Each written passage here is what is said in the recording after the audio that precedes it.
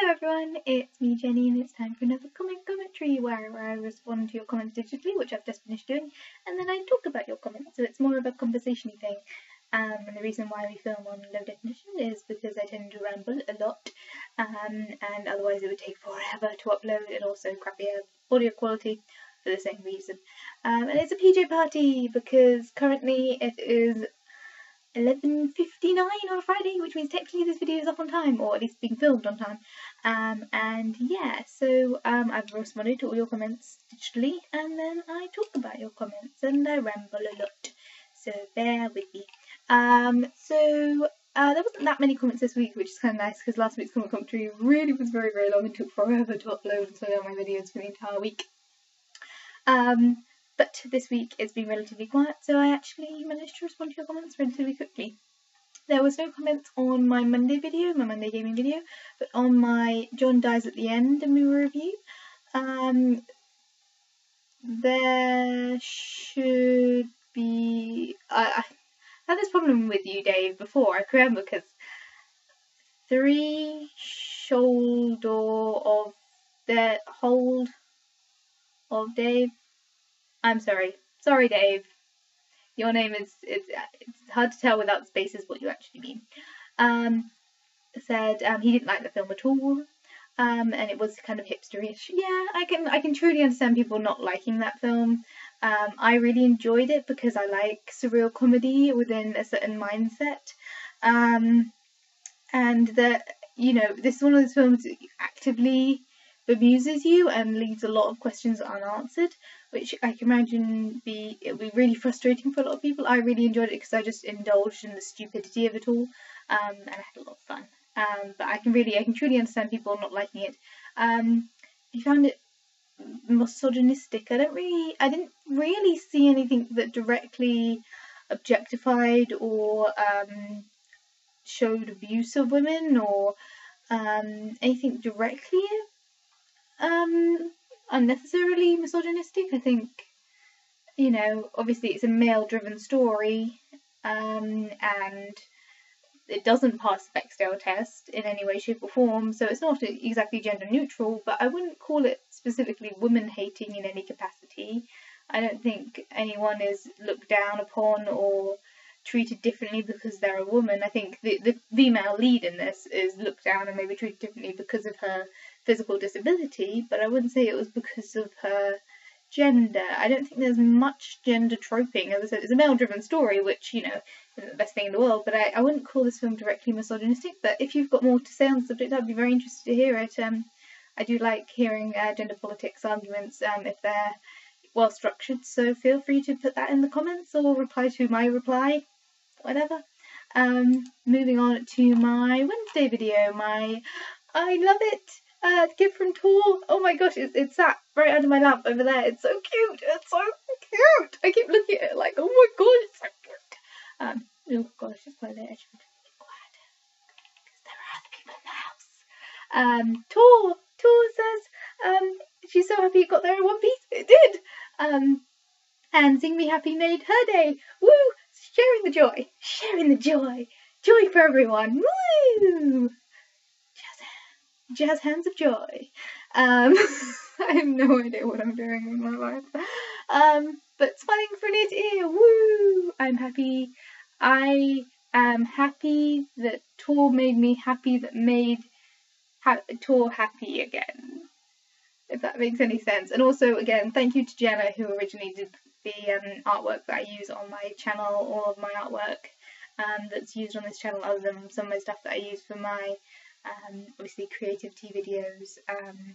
Most of my artwork that you see, all of my channel artwork was made by Jenna, Miss Jenna K. Please go give her thanks on Twitter or anything if you guys want to, because she's just lovely, and her artwork makes me happy.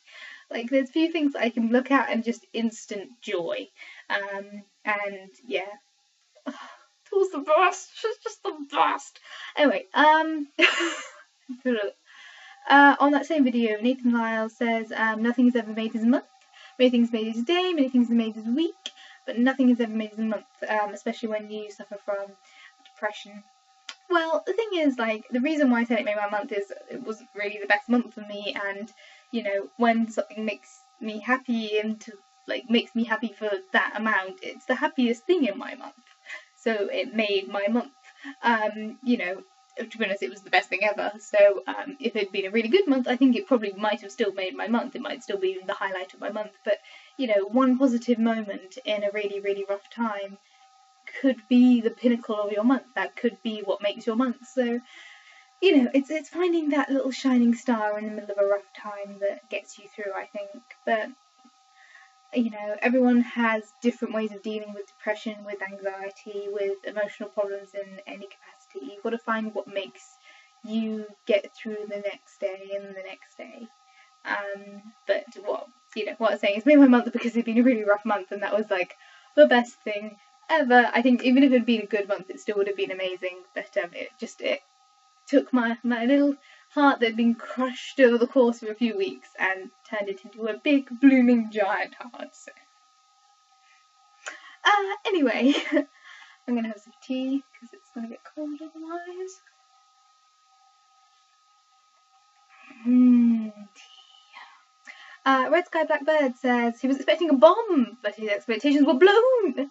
Don't have happiness, that would be bad. Yes, I could have well died for happiness on that particular event. It was, I'm so happy I could die. That was so cute. My brain kind of got smushed by the cuteness. And the letter from Tor was nothing that I wouldn't mind reading out online. But you know, with things like letters, it's good to kind of like, if anything, if watching the Critical Role Critmas episodes have shown, it's best when it comes to handwritten letters of any kind, just to read them off camera, or at least, you know, read them in private before reading them out loud, just in case there is something more private.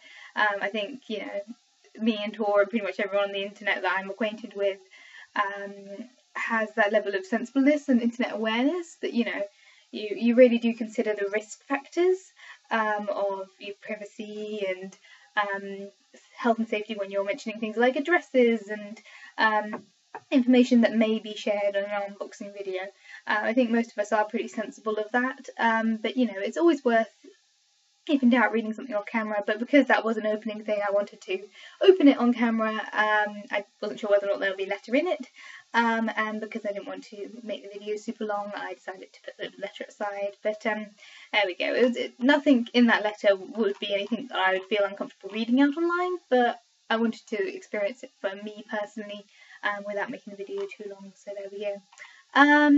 Let's see. Moving on to my naked truth on victim blaming. Jim Norris, who I believe is a new commenter, said, "You must be what, 17?" I'm going to take that as a compliment. I do still occasionally get ID'd for buying alcohol, which means that some people in real life think I look 17. I'm going to take it as a compliment. I will give you this information. You're 6 years out, so I'm either 11 or 23. That's your choice to see whether or not you work that one out, but there we go. But I'm flattered, I guess. He also apologised for that, so I'm sorry that you're sorry. I'm at a point where, like, if you get 2 or 3 years different, I'm fine with it. Like, I don't mind being mistaken for a 21-year-old or a 25-year-old, but being mistaken for a 17-year-old, I can deal with it, and it does happen in real life. But it does, considering I work with 17-year-olds, and I'm not sure if I would normally take it as a compliment, but in this context I shall take it as a compliment. Moving on to Red Sky Blackbird, who says, is this a response to the whole Tobuscus situation? I think, you know, Trisha was inspired in part by the reaction to Tobuscus. Obviously I talk about subjects that she brings up, so her subject was on victim blaming, partially I think inspired by Tobuscus and various other YouTube scandals, but at the same time, you know, I talk about it from the perspective of that subject, not specifically to that one person. I tend to make some generalisations on the naked truths as well as personal experiences in a more generalised sense. I think most of my video was about, you know, the general subject of victim blaming rather than specific instances of YouTubers or other contexts. That being said, again, it comes down to what I said in that video, which is, you know, when it comes to a public viewing of a very, very private thing, without evidence, there is no winner. There truly is no winner at all, because if the allegations are true, then someone has been seriously hurt and someone has done something seriously wrong. And if you believe that it's the truth, then you side with the victim. However, if someone has accused someone wrongly, then believing that someone has done something bad when they haven't is almost as bad as the actual allegations being true. It's, there are truly no winners at all in that situation, regardless of whom that situation is in regard to. And again, when it comes to large public things versus private things, I have friends who've been accused of serious crimes, or acquaintances, I'll say, rather than friends. I have acquaintances who've been accused of serious crimes, and when it comes to that situation, do you believe what you want to believe, or do you believe what the evidence is? If someone has accused, if something's been insinuated that you don't believe to be true, are you then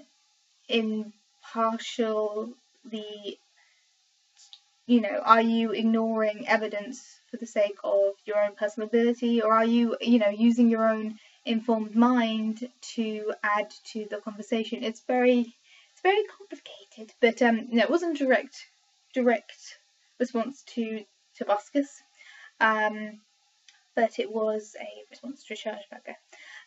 When it comes to Tobuscus, again, I am not personally involved with him or his. I don't know any of his people who are involved in the situation.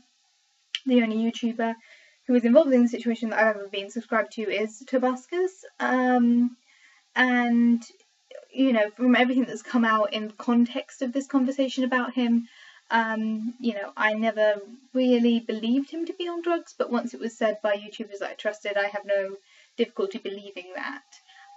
When it comes to sexual assault, I think I've talked about it in previous Naked Truths. I think a lot of relationships need to start from a place of equality, both of age and of power. And when someone is as influential as Toby Turner is, it's very difficult to have an equal relationship in that setting.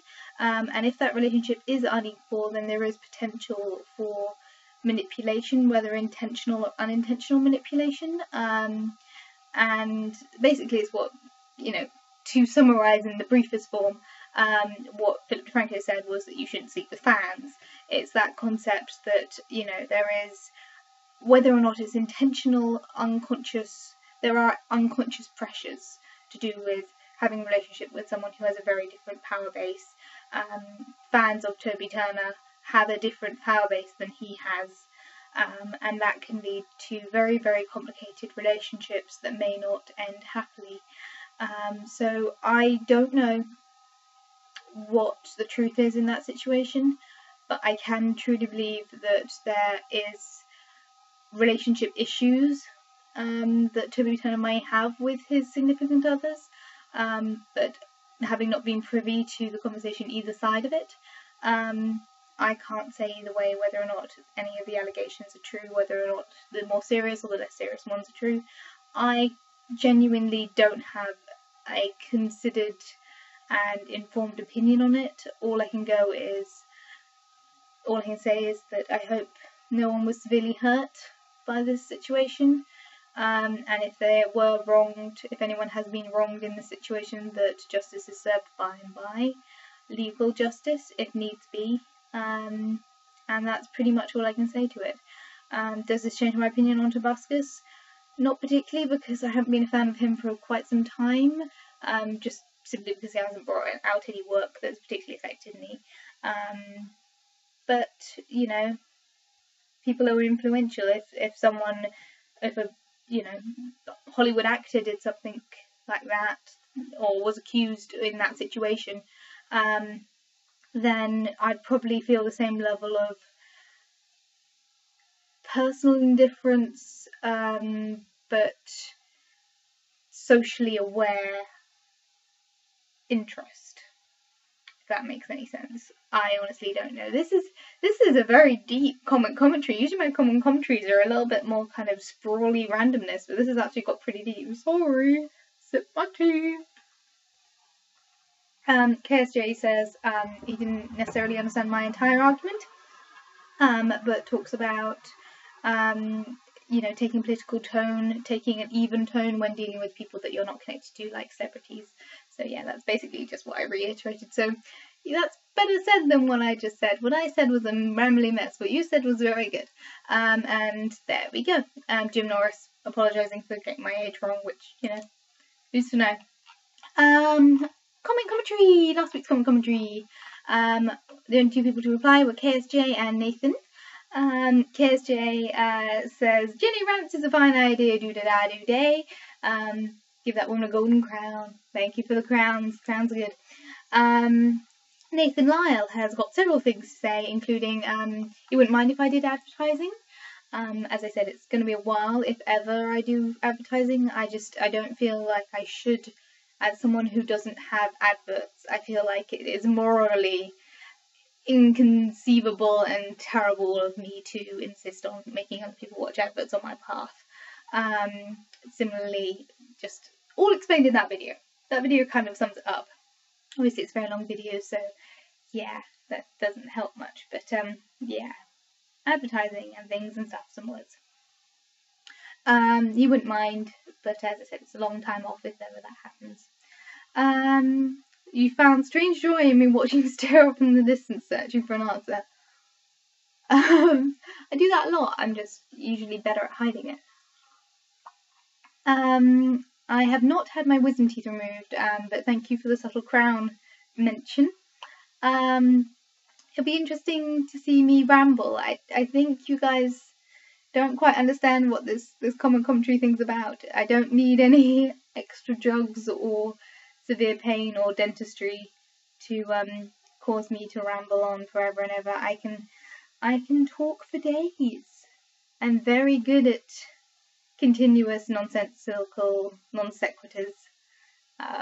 So woo. Moving on to my D&D show, which has actually got pretty good views. Woo, 31, nice. Backthorn says he's mentioned it before, but I should check out Penny Arcade, starring Penny Arcade Acquisitions Incorporated, starring Will Wheaton. He's mentioned this a couple of times before. I'll mention it. I started watching it. I didn't quite get into that series as much as I got into Critical Role. I think at least the first couple of episodes don't really have a visual aspect to it, so I didn't quite have that appeal. It's difficult when the thing with a radio play versus a D&D show is with a radio play you kind of can visualise stuff, but you don't really need that extra leap, because more often than not radio plays are kind of set in a space that you can basically visualise. While with a D&D show, because you've got to take into account what the roles mean, and sometimes the DM's more descriptive, sometimes the DM's less descriptive, sometimes the characters, like the PCs, are more descriptive, sometimes they're less descriptive. I feel like with D&D there's a reasonable amount of effort that you have to put in from your perspective in order to visualise the world, in order to put in the context and who's next to who and what sort of attack does that mean, and that sort of visual aspect kind of plays into D&D a reasonable amount. So I didn't quite get into it after watching the first couple of episodes of Acquisitions Incorporated, but I did enjoy it. Trying to find the time to watch all the stuff that Geek and Sundry / Critical Role bring out, plus my own games, plus my own life, plus whatever other media I choose to consume, plus the fact that I like to have an empty subscription box, so I watch a reasonable amount of YouTube every week. Trying to find time for very long running series. I think at the moment the only one that I have a slot available for is Critical Role.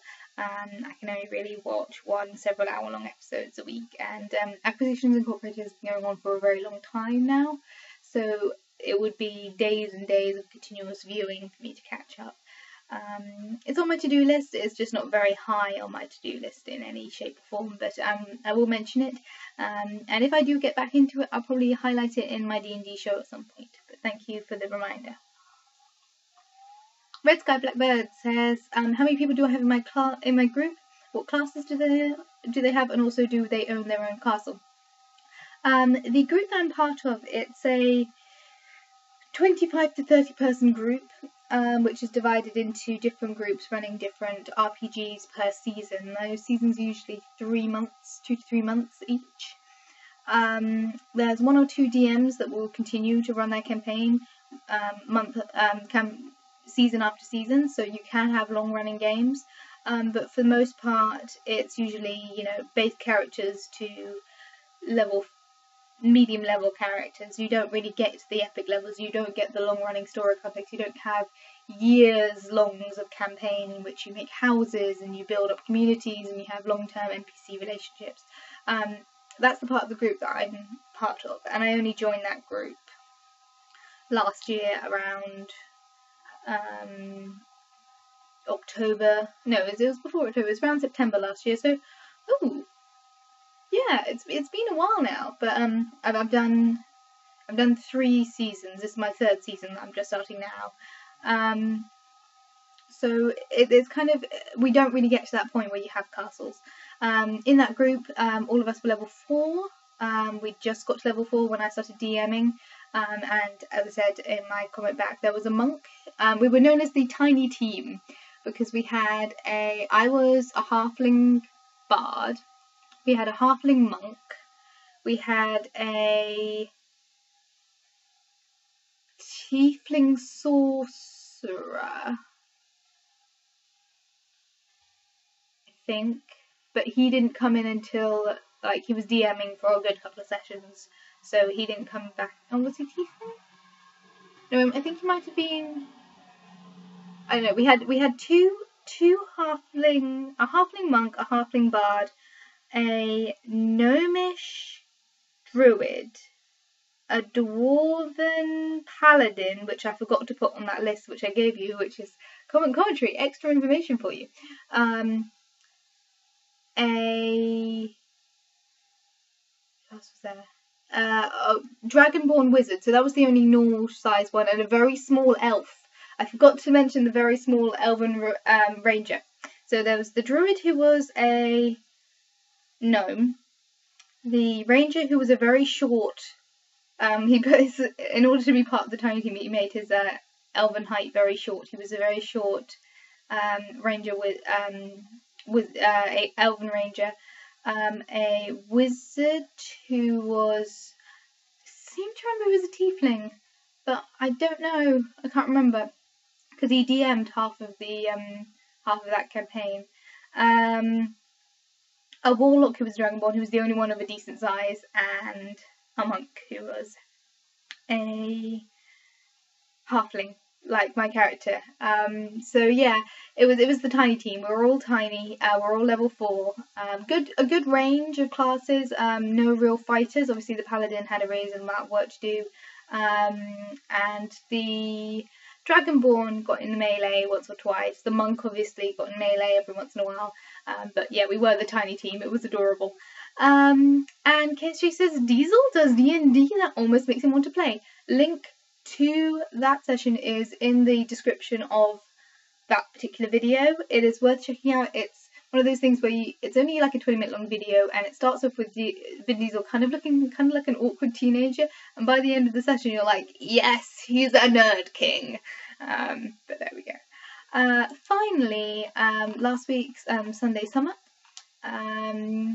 I talked about my sister making cake. It wasn't the best cake in the world. We were using a very, very old recipe from the primary school cookbook. Primary school, for those of you who don't know, is ages about 4 to 10. I don't know what equivalent that is for the international and American crowds. But we, in primary school, all of us got to submit a recipe, and then it got self-published by the school because it's a very small school. And I think I submitted a cookie as in a very specific type of biscuit, not cookie like American cookies where it's all biscuits and stuff. I have no idea what accent that was. I apologise to my friends, family, and anyone who's international. That was appalling. But for chocolate chip cookies.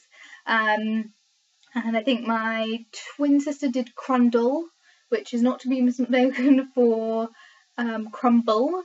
Crundle. In fact, the teachers at the school mistook this because they corrected the spelling. They thought that my sister had misspelled crumble and corrected it to crumble, even though crundle is a very different dish. It's kind of like easy souffle. So my twin sister submitted crundle, and my elder sister submitted peppermint creams, which are amazing.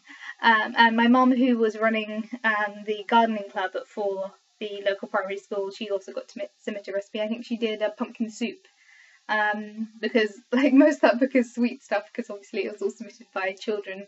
But there we go. And we were trying to find a recipe which didn't involve that many ingredients because we didn't want to go shopping, and so we found a really simple chocolate cake recipe.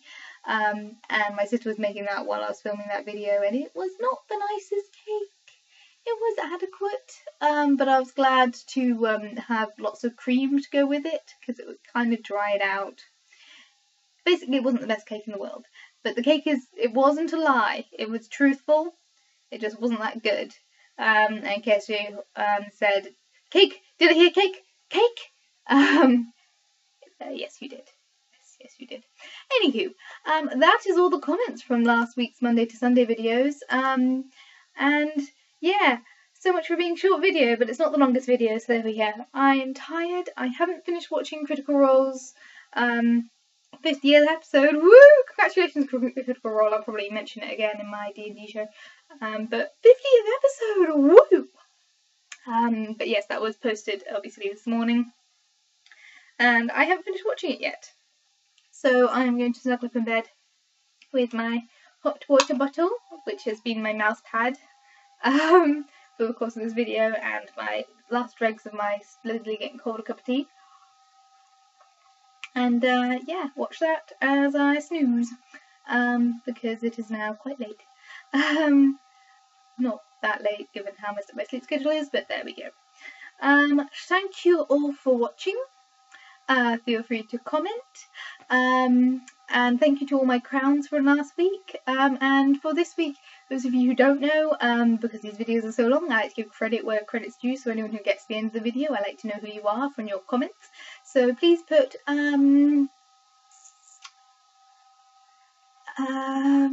I usually do a secret word where you guys put that in the comments. You can do it subtly or non-subtly, and that way I get to know who actually crazy people who have got enough time in their life to watch all the way to the end of this video.